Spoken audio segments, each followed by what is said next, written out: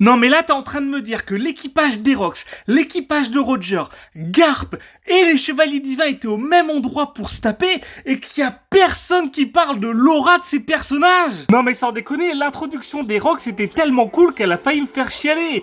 Voir tous ces personnages que Luffy a pu affronter plus jeune, c'était complètement fou. Sauf qu'en fond, on a toujours Kuma qui affronte sa vie d'esclave et Saturne pour devenir libre.